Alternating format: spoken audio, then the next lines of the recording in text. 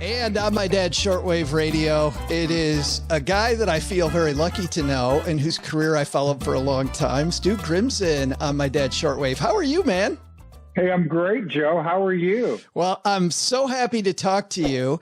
It's funny reading your memoir, especially right now during the time when we're in the middle of playoff season in the NHL. Probably my favorite season of the year is playoff season.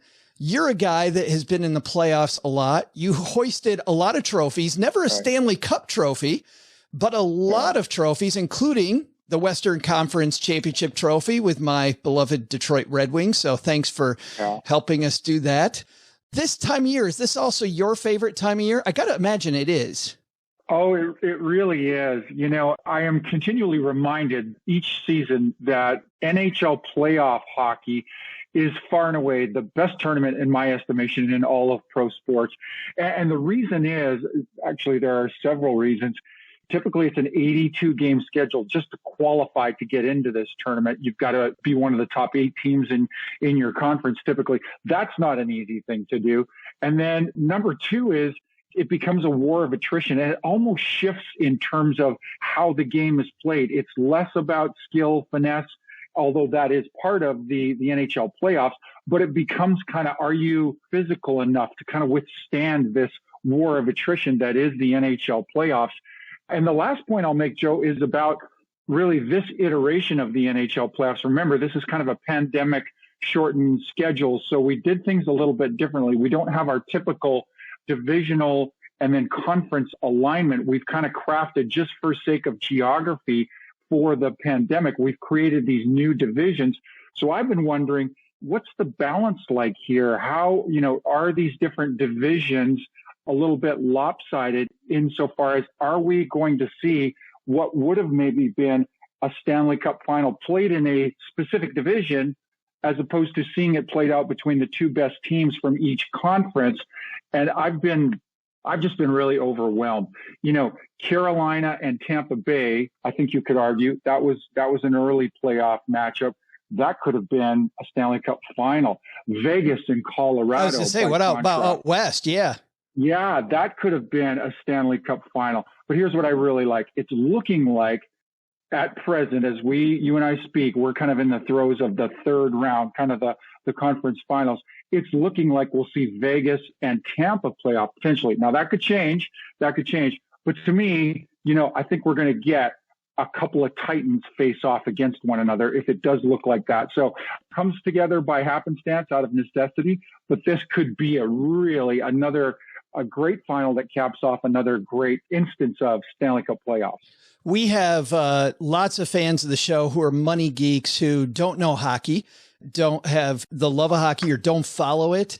But there's so many analogies here, Stu, that you talked about. You talked about finesse, but you also talked about longevity and having the stamina to go forward. And, we have a guy, Angelo Poli, come on our show from time to time who talks about fitness and about taking care of your body so you're able to get the things done to actually get out there every day and make money.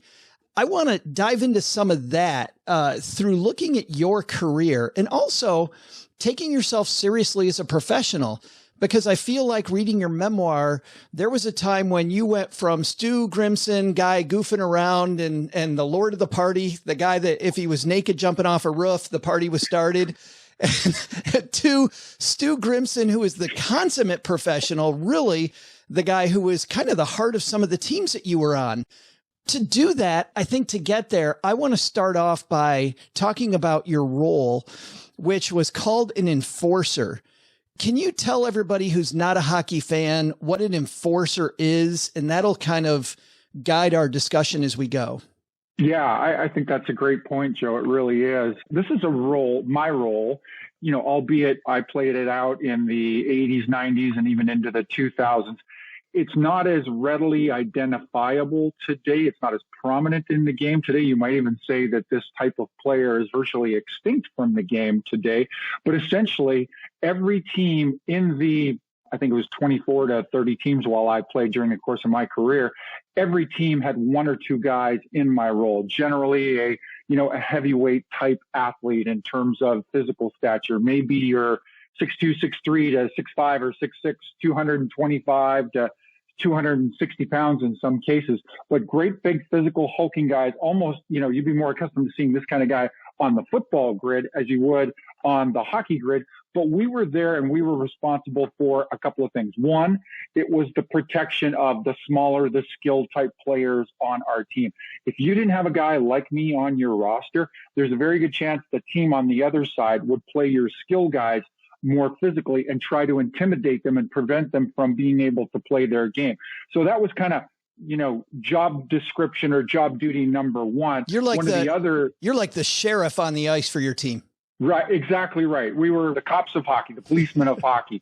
I like to say, and Paul Correa, one of my, the great all-stars that I ever played with, he used to get a chuckle out of this. I used to like to say, I created a safe working environment for the Paul Correas, the Steve Yzermans of the NHL. That was kind of job justification number one. But there's this interesting other dynamic, and I think this is still kind of prevalent today.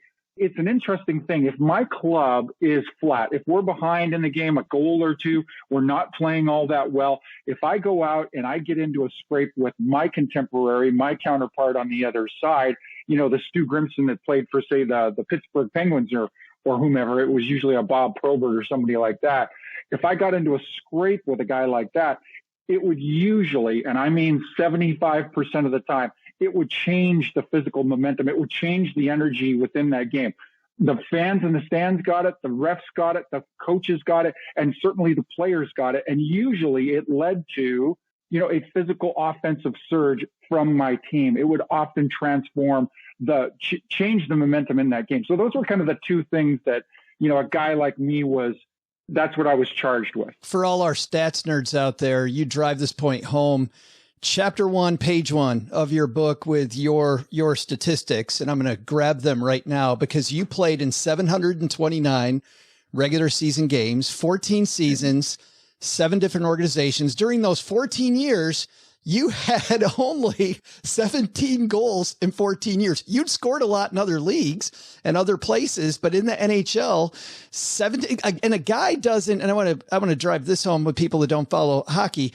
You don't last 14 years in a league and only score 17 goals unless you have a role, 22 assists, right. But you wrote that's 1 goal every 43 games, 1 assist every 33 games, but you have 211 regular season fighting majors. That was a fight every 3.5 regular season games, which is truly the stat that they need you to have. Right. No, that's exactly right. And it's probably a great way to, I think, flesh out the contribution or the role that a guy in my situation played. It was very much you brought a physical dynamic, and the justification for that was much stronger in my era than it is today. Although I think it still really does survive in the game today. Hockey is a physical game, and being able to establish kind of physical superiority, if I can use that term, inside the context of the game, it's not a guarantee that you're going to win, Joe, but it does, I think, have an impact on your chances, your ability to kind of get the better of the other team and eventually come out on top on the score sheet, if that makes sense. You're 6'4"? Actually closer to 6'6", 6'5", and like 6'5.5". Yeah. And when you were playing, how much did you weigh roughly? I started out in the probably mid 220s, 230. By the time I finished playing, I kind of transformed a little bit. I was carrying a little extra muscle. I was about 250 by the time I retired from playing. It's amazing that a guy as big as you, Steve, just a big presence, that you would be in Calgary's camp with your big chance to be in the NHL. And I was so surprised to read that you wanted nothing to do with it. You were really having a hard time coping with this role of enforcer that we're talking about. You didn't want to be the fighter on the team. Yeah. Here's the thing. I don't think any young Canadian boy falls out of bed going, I want to be an NHL enforcer. I want to be a hockey enforcer. It is not an easy role to play. I mean, you are literally preparing for hand-to-hand combat with somebody, built like you on the other side, 82 games a year. And it really starts to take a toll. And it's harder too, I think, when you're asked to play that role and you're not playing a lot. Guys in my role typically play 3, 4, 5 minutes per game per night, when the average skater is playing something in a range of 15 to 18 minutes per night. And when you're playing regularly and a skirmish breaks out of that circumstance, that's easy to deal with. But to have to go from 0 to 100 miles an hour because you haven't been playing a lot and you're asked to kind of to wade in and to do that, that's a really hard thing to do. And I think the point we're making here in the context of this question, Joe, for me is when you're a young guy and you're getting kind of your first glimpse of being asked to play this role, it's a difficult thing. I learned over time, listen, if I want to play in the NHL, if I want to have a career in the NHL, I don't any longer have the skill set to be that 20 goal scorer, that 25 goal scorer during my amateur career. I was a point a game player during my collegiate career, but you kind of get to a place where, okay, I don't have the skills to be a 30 goal scorer at this level, but it's a little bit like football in this respect. There is a niche for me as this enforcer type player. If I'm prepared to bring this element, to bring this role, there is an NHL career for me. So it took me a while to kind of get to that realization. It doesn't happen overnight, but I kind of had to become more comfortable in that role as my career evolved. And then eventually, by the time I'm in my middle 20s, certainly, I've kind of realized, hey, I got the mindset and certainly the physical skill set to play that role, and then feeling more comfortable in it now. But as a teen and in my early 20s, not so much. I walked away at an earlier stage in my career. I think there's so many analogies here for people in whatever the career they're in, because you played in the NHL, you had a long career in the NHL. And I feel like there's a lot of people out there that want that starring role that you're talking about, right? A point a game, scoring in every game, and realize that they could make the big leagues if they just realized where their strengths were, which clearly you had a strength. Yeah, it's a good point. I really like that you put it into that context, because for many of us, I think we all start out, and that's not to say this is a wrong ideal or a wrong aspiration to have. We want to be the CEO. We want to be the money guy, the guy that makes the big decisions. And that's a noble aspiration to have. However, don't cheat yourself out of what could be a great career, albeit not in a starring role necessarily, because there are lots of great niches that we can all fall into that ultimately create to the corporate success, the company's success. And for me, that role was, or that analogy was, I can't be a 40 goal guy, but I can be somebody who makes it easier for the 40 goal guy to do what he needs to do. And ultimately together, we create a corporate, we create a team success where ultimately we both prosper. So there's great application in the lesson that I learned from sport that applies to the corporate environment, that applies to the small business, even the large corporation environment. And that's a big part of, why I wrote the book. And I've had a lot of people speak that lesson back to me saying, hey, I don't work in pro sports. I don't play in pro sports. But that lesson that you learned at a different point in your career, it has application for what I'm doing today. You had a lot of coaches, a lot of people help you with that. I know you went to see the team psychologist before you left. The team psychologist didn't even try to talk you out of it, which I thought was fantastic, because you think, especially at a pro level, this guy's being paid to keep your butt in camp. But you went back and worked on a farm for a while. You end up going to the University of Manitoba, where you met this guy that it seems like was really transformational, a coach. And you, I know, Stu, reading your book, that you got to work with a lot of coaches. Tell me about the role of coaches in creating the Stu Grimson that's you today. Yeah, I think coaches over the course of your career, when you've played for a good long while, and I'm going back to really my teen years, 13, 14, 15, a great coach, he had an impact on you. I used to be out there on the ice, navigating a certain play, a certain situation. And it was almost like I could hear a coach's voice in the back of my head. And I always thought, for me, that was the mark of a great coach, somebody that left an impression on me to the point where I was hearing his voice and it impacted the way I played the game on any given night. And there are many, many, many of those coaches. And you really kind of hearkened to one, Wayne Fleming. I played for 2 years at the University of Manitoba. And that was an important stop for me. It was kind of in that transitional period. I left what we call junior hockey, major junior hockey back in Canada. It's kind of almost the equivalent of a pro league back home. I played some college hockey before I actually turned pro. Wayne was instrumental in helping me focus on the skill elements of the game so that I could ultimately go on and tackle and achieve a professional career. But two, allowed me a moment in my career where I didn't have to really worry about the physical side. I could just focus on the playing side. And that was, kind of a 2 years that allowed me to grow up and gain the maturity to ultimately tackle a pro career. So that was it was a unique and a kind of an unconventional path that I took to go from major junior to college to the pros. Because most athletes kind of took one of those paths. You either played major junior and went pro, or you played college and went pro. I ended up doing both.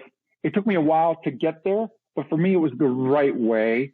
And I'm fond of saying to folks, there is no exact and preferred path. There is the path that is best for you at any given moment in time. It may look different from other people's, but that's okay. It can be inexact. It can be long and winding. Ultimately, you get to your destination, and that's the chief objective, right? But it also seems like, Stu, that with your career having had a couple of those setbacks, you played with a bunch of people I'm sure that you saw that washed out of the league because they were uncoachable. And there were times, I know, especially there at the university, you talk about an incident, an altercation you got into where you ultimately, I think, got probation for a fight just off the ice with another player, where you had to kind of put your tail between your legs, put your ego aside and say, I need to be coachable right now, or this is going nowhere. Yeah, exactly right. I think two things that really have been important resonant themes throughout my life, Joe, is I have made some really bad choices. And number two, separate from that, I have been knocked on my ass physically, knocked on my ass, or in some cases, figuratively, been knocked on my ass. And for whatever reason, I think it really comes from a solid, grounded upbringing. Grew up in a household of two working class parents where, hey, if you made a mistake, you owned it, you made it right, and you moved on from there. And that really has been, I think, an important theme for me. It goes to this point you're making about coachability. I have been humbled in so many ways, and still been able to say, okay, I got to make this right, or I got to bounce back from this. And I can do that. And I can learn from that as I go forward.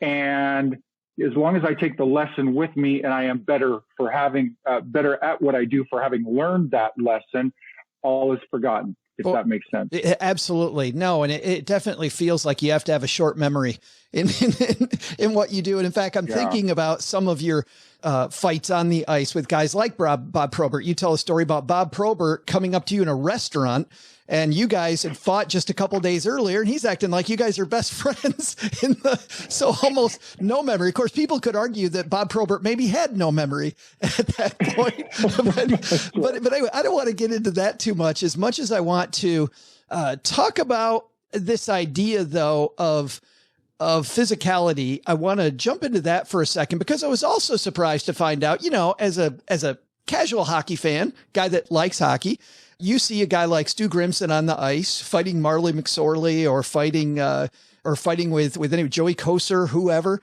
Right. And I think these guys just throw a few punches and you actually in the off season would study balance and timing. And you really put a lot of thought and strategy into this role. This wasn't a casual thing, Stu. This took a lot of preparation.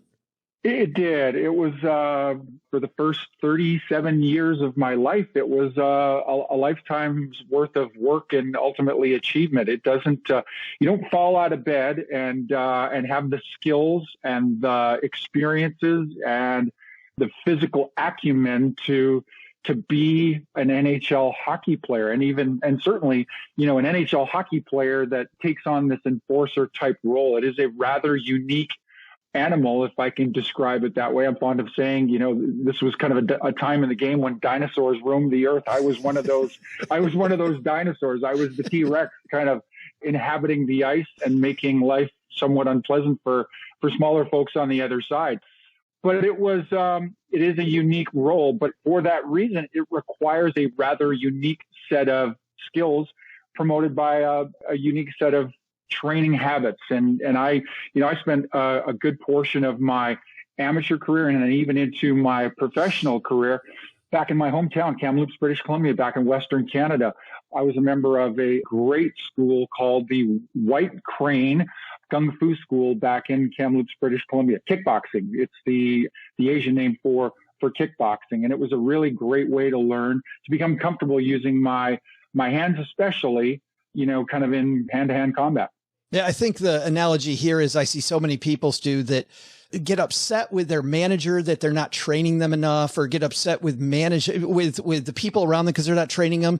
And you really have to take control of your own career and go for it. Speaking of career, I'm reading along, waiting for Stu to make it to the NHL. Finally, after Salt Lake, you finally get your coming to the NHL moment. Tell me about your Stu Grimson's welcome to the NHL moment. Well, my contemporary on the other side. Well, first, let me back up a step. One of the greatest rivalries in our game, and it probably survives today, certainly back then, was the Battle of Alberta. And that's a province back home, Alberta, Western Canadian province. And Edmonton and Calgary both have formidable hockey teams with great backgrounds, great legacies. And I'm coming up through the Calgary Flames organization. I'm a member of the Calgary Flames. The heavyweight champion of the NHL back at that moment in time was a guy by the name of Dave Brown. Dave Brown, Fists of Renown, that Dave Brown. And he had a left hand that hit like a thundercloud, and he had this gaze, this 1,000-yard gaze, where it was like he was just kind of looking through you. So I got called up for my first legitimate stretch of hockey with the Calgary Flames, and it comes on the front end of a back-to-back set of games with the Edmonton Oilers. That's who Dave Brown played for. And I knew when I got up there, Joe, if I was gonna have a career in the NHL, the path to that career led right through Fists of Renown, Dave Brown. So we're out there, and I'm watching him skate around and loop onto my side of the ice and warm up, and I can hardly muster up the saliva to spit. I am so nervous. First face-off as we get into the game, he and I are shoulder to shoulder. I elbow him in the chest to get his attention, and then I kind of stand back and I adopt this fighting posture. Well, 3 left hands cut the air above my head, making a sound that I had never heard before. It was like, what is going on? It was like torpedoes above me in the air. And I had the realization at that moment, I better get busy or this is going to be over quick. I was able to grab that left hand with my left hand, was able to yank down on his jersey, and I clocked him twice right on the button. And there in front of me was the outstretched body of the heavyweight champion of the NHL. I'm going, it can't be that easy. You're probably well read enough to know that it was Charles Dickens who said it was both the best of times and the worst of times. 2 nights later, we played the Edmonton Oilers again, and this was the next game for each of us. Same situation, 2 nights later, in our building, first shift of the game, and Dave Brown comes looking for me. I was slow getting my glove off. I was far from 100% in this one, and he gets the best of me by far. He clocked me 3 times with that left hand. One of them clipped me right under my right eye, and I went down. He didn't knock me out, but he knocked me down. And I went to wipe away what I was sure was blood underneath my right eye. No blood, just a really significant depression under my right eye, like nothing I had ever felt before. I'd had lots and lots of fights before this time in my career, and I'd never felt anything like this. So anyways, I'm trying to hide it. I go to the penalty box. We serve our 5-minute majors. All the while, I'm in the box going, oh my gosh, this guy really embarrassed me. I've got to answer for it. I've got to fight him again. So I'm sitting there thinking, I got to fight him again. But I'm here to tell you that as each moment ticked by, each minute ticked by, Joe, my head got 10 pounds heavier with each moment. It was just like this dull, throbbing pain started to set in. So I skated across the ice. I went to our trainer, guy by the name of Bearcat Murray. I said, Bear, something's wrong. You got to get me to the doctor. Terry Chris, my coach, goes, where the heck are you going? I walked right past him. I got to go see the doctor. Long story short, let me cut to the punchline. Fractured orbital bone in 3 places, broken cheekbone under my eye. The next night, I went into emergency surgery to repair this. And the way you repair that is you make an incision behind the ear, you go inside the skull, you tap the fracture out, and then you put a stainless steel pin inside my face and anchored inside the 3 bones in my nose so that that fracture will heal, will set.